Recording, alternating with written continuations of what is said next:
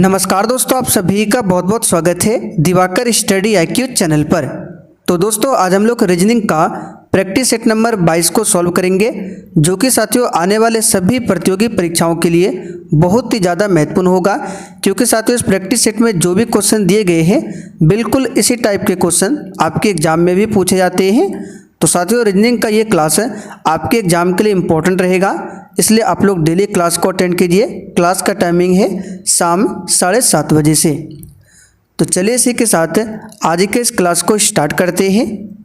तो देखिए पहला क्वेश्चन आपके सामने है, नीचे दिए गए विकल्पों में से संबंधित संख्या को चुनिए। जिस प्रकार यहाँ पर 25 से 17 बना है उसी प्रकार आपको बताना है 55 से आगे यहाँ पर क्या बनेगा। और देख सकते हैं ये question railway, UP police, SSC सभी एग्जाम के लिए वेरी इंपॉर्टेंट है। तो यहाँ पर अगर आप इस पैटर्न को ध्यान से देखेंगे, अगर 25 में अगर -8 को कर देते हैं तो होता है 17, यानी 25 में अगर 8 को घटाते हैं तो होता है 17। उसी प्रकार अगर 55 में हम 8 को माइनस कर दें तो कितना होता है, ये होता है 47। तो देख सकते हैं एक भी ऑप्शन में 47 नहीं दिया हुआ है, यानी कि हमने जो लॉजिक सोचा ये गलत है। तो यहाँ पर कुछ और लॉजिक लगाना पड़ेगा। सिर्फ आपको देखना है कि कौन से प्रश्न में किस लॉजिक का यूज होता है, और ये आपको तभी पता चलेगा जब आप लोग डेली क्लास को अटेंड करेंगे और डेली प्रैक्टिस सेट लगाएंगे। तो 25 से आपको 17 बनाना है, तो एक काम कर सकते हैं, 25 में देखिए 2 और 5 है, दोनों को गुना कर देंगे तो हो जाएगा 10। ठीक है, 2 गुना 5 कर देंगे तो हो जाएगा 10, और 25 में एक बार 2 + 5 कर दीजिए तो कितना हो जाता है 7। अब देखिए ये हो जाएगा 17। तो आइए इसमें भी वही करते हैं, 55 में 5 गुना 5 करेंगे तो ये कितना होगा 25 होगा, और एक बार जोड़ दीजिए 5 + 5 कितना होगा, तो ये होगा 10, और 25 10 कितना होता है 35। तो देख सकते हैं सी ऑप्शन में 35 दिया हुआ है। तो साथियों उम्मीद करते हैं ये क्वेश्चन आपको समझ में आ गया होगा। चलिए क्वेश्चन नंबर 2 देखिए, निम्नलिखित श्रृंखला श्रेणी में प्रश्नवाचक चिन्ह के स्थान पर कौन सी संख्या होगी। यहाँ पर देखिए श्रृंखला श्रेणी है 5, 10, 30, 150, 1050 आगे बताना है। और देखिए अगर आपको सॉल्व करना आता है तो वीडियो को रोक लीजिए, सॉल्व कीजिए और आंसर आपको कमेंट करके बताना है। सबसे पहले खुद से आपको प्रयास करना है, नहीं बनता है तो ही वीडियो को देखना है। तो अगर आप लोग पैटर्न को ध्यान से देखेंगे, यहाँ पर देखिए पैटर्न बढ़ रहा है, 5 से 10, 10 से 30, 30 से 150। तो 5 में अगर हम 2 से गुना कर दें तो देखिए 10 बन रहा है, 10 में 3 से गुना कर दें तो 30 बन रहा है, 30 में 5 से गुना कर दें तो 150 बन रहा है, और फिर 150 में कितना से गुना करेंगे, अगर 7 से गुना कर दें तो ये कितना बन रहा है 1050। तो आगे गुना क्या करेंगे, तो देखिए अगर आपने यहाँ पे 9 गुना कर दिया तो आपका आंसर गलत हो जाएगा। अगर 9 गुना करते हैं तो फिर भी आपका आंसर आ जाएगा, 9 गुना करने पर आंसर आपका आ जाएगा 9450, जो कि ऑप्शन में दिया हुआ है, लेकिन ये आपका गलत हो जाएगा। यहाँ पर 9 गुना नहीं होगा, इसलिए आपसे बोलते हैं पैटर्न को समझिए। यहाँ पर देखिए 2 गुना है, फिर 3 है, 5 है, 7 है, तो आप 9 गुना कैसे कर रहे हैं। तो यहाँ पैटर्न को देखिए, 2 के बाद 3, 5, 7, ये क्या है, तो अभाज्य संख्या है। ठीक है, अभाज्य संख्या है, तो अभाज्य संख्या में 2, 3, 5, 7, 7 के बाद क्या होता है, 9 नहीं होता है, 11 होता है। तो 1050 में हमको 11 गुना करना पड़ेगा, तो आंसर निकल कर आएगा 11550। तो यहाँ पर बी ऑप्शन आपका सही जवाब है। अगर आप यहाँ 9 से गुना कर देते तो ऑप्शन ए में 9450 दिया हुआ है, ऑप्शन में भी है, लेकिन आपका आंसर क्या हो जाता, गलत हो जाता। लेकिन आपको लगता है कि हमने सही बनाया है, इसलिए यहाँ पर 9 से गुना नहीं होगा, क्योंकि ये सभी के सभी क्या है, अभाज्य संख्याएँ हैं। चलिए क्वेश्चन नंबर 3 देखिए, यदि एक्सपोज बराबर 12 और स्कैम बराबर 8 लिखा है तो प्रपोजल बराबर क्या होगा। चलिए क्वेश्चन नंबर 3 को सॉल्व कीजिए। पहले खुद से सॉल्व करना है, देख सकते हैं RRB, NTPC, CHSL, GD सभी के लिए इम्पोर्टेंट है। तो यहाँ पर देखिए एक्सपोज को 12 कैसे लिखा है, तो देखिए हमने आपको बताया था, अगर यहाँ पे ई का पोजीशन लिखे तो कितना होता है, तो ई का पोजीशन होता है 5, एक्स का पोजीशन कितना होता है, तो जेड 26 होता है, वाई 25, एक्स आपका होता है 24। अगर सभी को लिख कर जोड़ देंगे तो 12 से अधिक हो जाएगा। इसका मतलब यहाँ पर पोजीशन को लिखेंगे नहीं, यहाँ पर कौन सा लॉजिक लगेगा, तो इस टाइप के क्वेश्चन को हमने आपको बताया था, जब भी पोजीशन लिखने पर अगर जोड़ने के बाद ज़्यादा आता है तो लेटर का पोजीशन मत लिखा कीजिए। यहाँ पे क्या करना है, आपको लेटर को काउंट कर लेना है। तो 1 2 3 4 5 6, ठीक है। अब 6 से आपको 12 बनाना है, तो क्या करेंगे, 6 में 2 से गुना कर देंगे तो देखिए 12 बन रहा है। उसी प्रकार स्केम में 1 2 3 4 लेटर है, तो 4 में किससे गुना करेंगे, 2 से, जो कि 8 बन रहा है। उसी प्रकार प्रपोजल में देखिए 1 2 3 4 5 6 7 8, तो 8 में किससे गुना करेंगे, 2 से, तो देख सकते हैं 16 यहाँ पर सही सही दिया हुआ है। चलिए क्वेश्चन नंबर 4 को देखते हैं। देखिए चौथा क्वेश्चन है, निम्नलिखित प्रश्न में प्रश्न चिन्ह के स्थान पर कौन सी संख्या आएगी। यहाँ पर बताना है कौन सी संख्या भरा जाएगा। तो उससे पहले आपको देखना पड़ेगा 512 और 672 कैसे बना है। तो अगर हम 4 8 और 16 को गुना कर दे तो देखिए 16 चौकी 64, 64 अठे कितना होता है, 512 होता है। यानी कि तीनों को गुना करते हैं तो 512 आता है। उसी प्रकार यहाँ पे 12 अठे 96 और 96 गुना अगर हम 7 कर दें तो ये होता है 672, जो कि यहाँ पे दिया हुआ है। तो उसी प्रकार इसको गुना कीजिए, 15 6 की 90, 90 गुना 6 करना है, 90 गुना 6 तो 9 6 की 54, 540। देख सकते हैं ऑप्शन ए में 540 दिया हुआ है। तो साथियों उम्मीद करते हैं ये क्वेश्चन भी आपको समझ में आ गया होगा। और देखिए अगर आपको सेशन थोड़ा बहुत भी पसंद आता है तो प्लीज़ आप सभी से रिक्वेस्ट है, आप लोग सेशन को साथ में लाइक करते हुए चलिए। और अगर आपको किसी भी क्वेश्चन में थोड़ा भी डाउट रह जाता है तो आप लोग कमेंट करके तुरंत पूछिए। चलिए क्वेश्चन नंबर 5 को सॉल्व कीजिए। वेन डायग्राम का क्वेश्चन है। तो यहाँ पर देखेंगे सबसे पहले स्तनधारी पशु और जिराफ में कॉमन क्या है। तो इन तीनों में कॉमन देखेंगे पशु, क्योंकि जिराफ भी पशु है, स्तनधारी भी इसमें क्या हो जाएगा, पशु में आ जाएगा। तो यहाँ पर पशु के लिए एक गोला इस तरह से बनाएंगे, ठीक है। ये आपका पशु के लिए होगा। पशु के अंतर्गत आता है आपका स्तनधारी और स्तनधारी के अंतर्गत ही आता है जिराफ, ठीक है, क्योंकि जिराफ जो है स्तनधारी पशु है। तो देखिए इस वाला कहाँ पे दिया है, ऑप्शन ए में दिया हुआ है, ठीक है। तो आंसर यहाँ पर हमारा क्या हो जाएगा, ए ऑप्शन।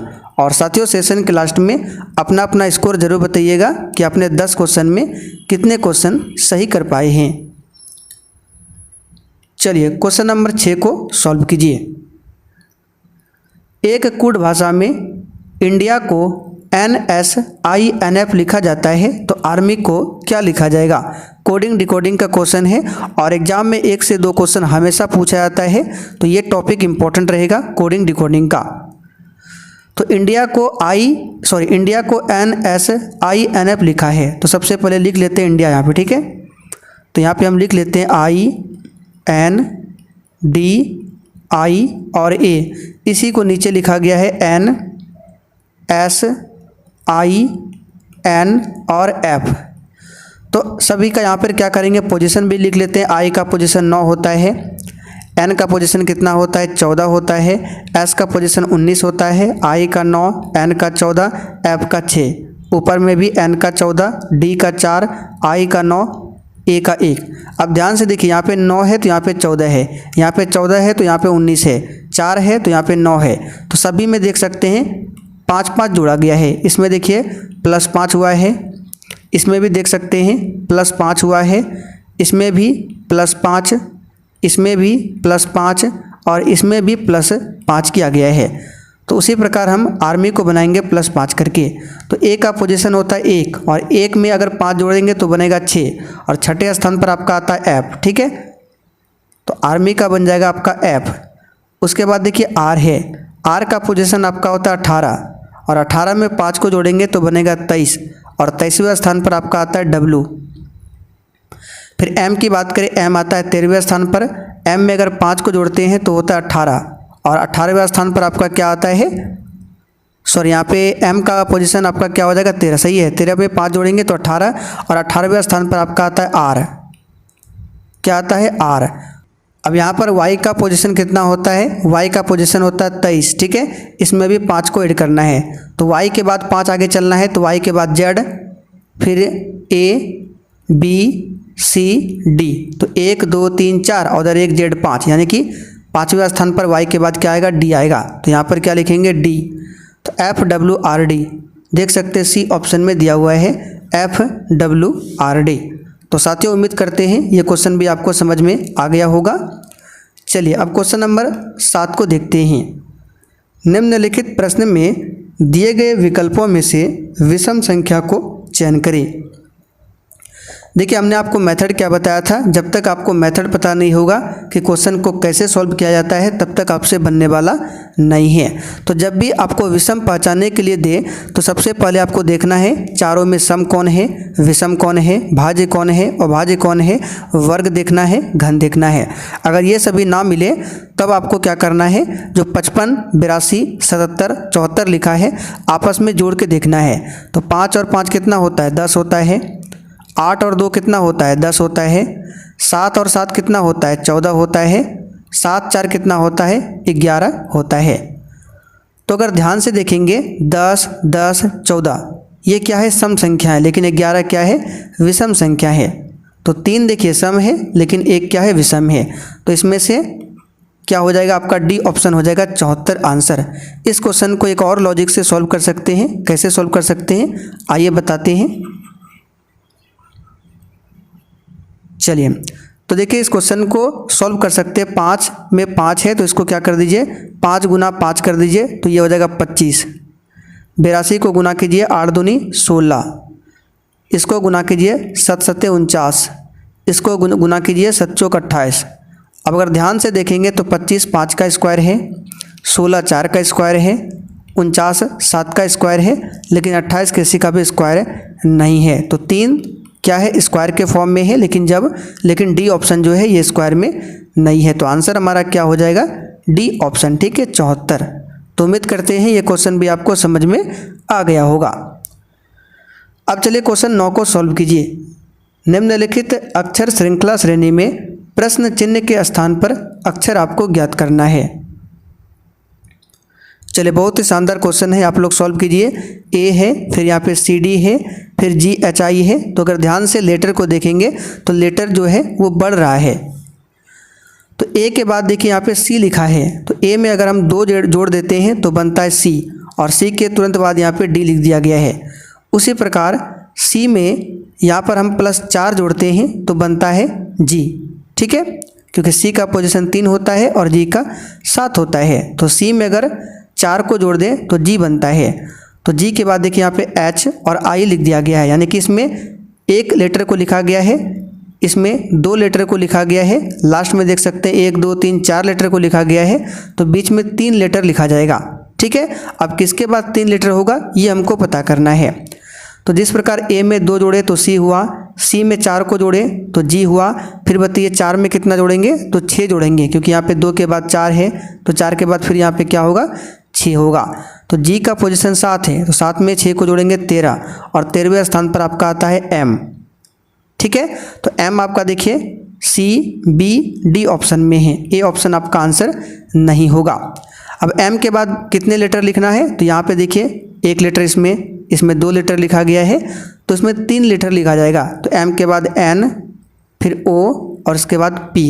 तो देखिए एम एन ओ पी किस में है, तो देख सकते हैं डी ऑप्शन में दिया हुआ है एम एन ओ पी। आगे भी आप लोग चेक कर सकते हैं, एम के बाद फिर कितना जोड़ेगा, तो इसमें हमने 6 जोड़ा था तो इसमें 8 जोड़ेंगे।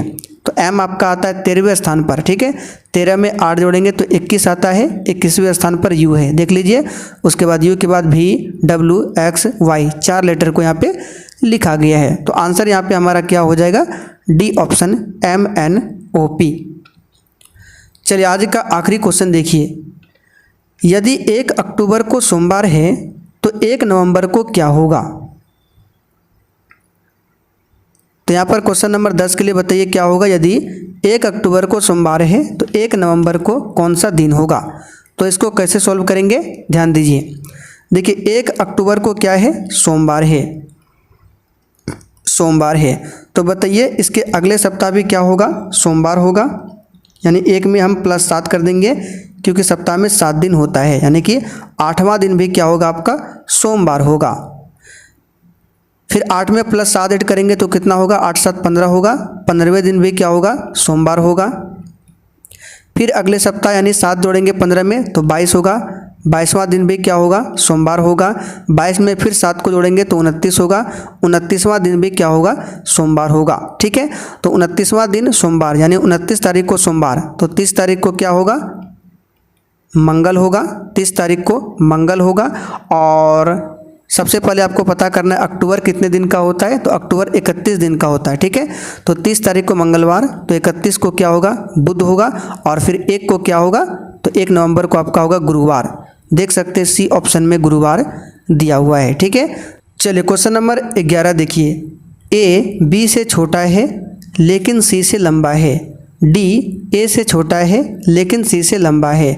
और ई जो है बी से छोटा है लेकिन ए से लंबा है, तो सबसे छोटा व्यक्ति कौन होगा। तो आइए इसको भी सॉल्व कर लेते हैं। तो यहाँ पर देखिए इस तरह से एक लाइन खींच लेते हैं। ठीक है, तो यहाँ पर बोला गया है ए जो है बी से छोटा है। ए छोटा है किससे, बी से, यानी कि बी बड़ा होगा और ए क्या होगा, छोटा होगा। तो यहाँ पर बी के लिए एक लाइन खींचते हैं। तो बी के लिए हम यहाँ पे एक लाइन खींच देते हैं इस तरह से, ये बी के लिए लाइन है। ठीक है, तो क्या बोल रहा है कि ए जो है बी से छोटा है, तो ए के लिए यहाँ पे बना देते हैं इस तरह से लाइन। ठीक है, ये है आपका ए। तो देख सकते हैं ए बी से छोटा है लेकिन बोल रहा है सी से लंबा है, यानी ए जो है बी से तो छोटा है लेकिन सी से क्या है, लंबा है। तो सी के लिए यहाँ पे बना देते हैं इस तरह से, यानी ये सी से क्या है, लंबा है। ठीक है, अब बोल रहा है डी जो है ए से छोटा है। एक और व्यक्ति है डी जो कि ए से छोटा है, तो डी के लिए यहाँ पे बना देते हैं,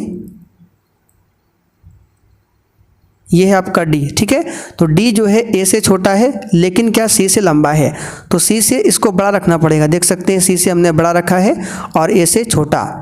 फिर बोल रहा है ई जो है, एक व्यक्ति और ई है, बी से छोटा है, यानी बी से छोटा है लेकिन ए से लंबा है। इससे लंबा है और इससे छोटा है, तो यहाँ बीच में आएगा, ये आपका आ गया ई। ठीक है, तो बोल रहा है सबसे छोटा कौन होगा, तो देख सकते हैं सी जो है सबसे छोटा है। तो आंसर यहाँ पे हमारा क्या हो जाएगा, बी ऑप्शन सी। ये सभी सिर्फ आपको कंफ्यूज करने के लिए दिया गया था, आंसर आपका क्या हो जाएगा, सी। तो साथियों उम्मीद करते हैं ये क्वेश्चन भी आपको समझ में आ गया होगा। और सेशन अगर आपको पसंद आता है तो आप लोग सेशन को लाइक कीजिए और जितना हो सके सेशन को अधिक से अधिक अपने सभी दोस्तों के साथ ज़रूर शेयर कीजिए।